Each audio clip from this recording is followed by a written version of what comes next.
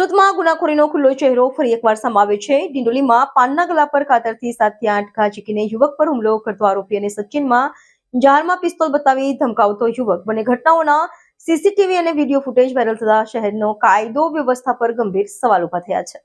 સુરતમાં અસામાજિક તત્વો કેટલા બેફામ છે તેનો બીજો પુરાવો ડિંડોલીના પેરાસપોયા બ્લીસ વિસ્તારમાંથી મળે છે। પાનના ગલ્લા પર લગાવેલા સીસીટીવી ફૂટેજમાં 7 ડિસેમ્બરના રોજ રાત્રે 8:30 વાગ્યાની આસપાસ એક ભયાનક દ્રશ્ય કેદ થયું છે। વિડીયોમાં પ્રશાંત નામનો યુવક અચાનક આવે છે અને કાતર લઈને સામેના યુવક પર સતત 7 થી 8 વાર હુમલો કરતો જોવા મળે છે। આ હુમલાનું ચોક્કસ કારણ જાણી શકાયું નથી, પરંતુ જાહેરમાં તીક્ષ્ણ હથિયાર વડે આટલો ઘાતક હુમલો એ શહેરની કાયદો વ્યવસ્થા પર લાલ બત્તી સમાન છે। ડિંડોલી પોલીસે આ મામલે તપાસ હાથ ધરી છે, પરંતુ ગુનેગારોની હિંમત જોતા પોલીસનું નિષ્ક્રિય પેટ્રોલિંગ ચર્ચાનો વિષય બન્યું છે। નજીવી બાબતે ઉશ્કેરાયેલા યુપીના યુવક પવનકુમાર ઉર્ફે ઋષિલાલ પાલે બેફામ બનીને પોતાની પાસે રહેલી પિસ્તોલ બતાવી લોકોને ડરાવવાનું શરૂ કર્યું હતું।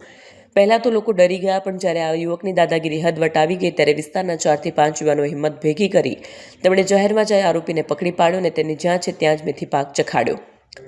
ખુલ્લેઆમ હથિયારોનો ઉપયોગ કરીને ગુનો આચરતા આરોપીઓનો ડરમુક્ત સ્વભાવ સૂચવે છે કે પોલીસની ગેરહાજરીમાં આ તત્વો સક્રિય થઈ ગયા છે।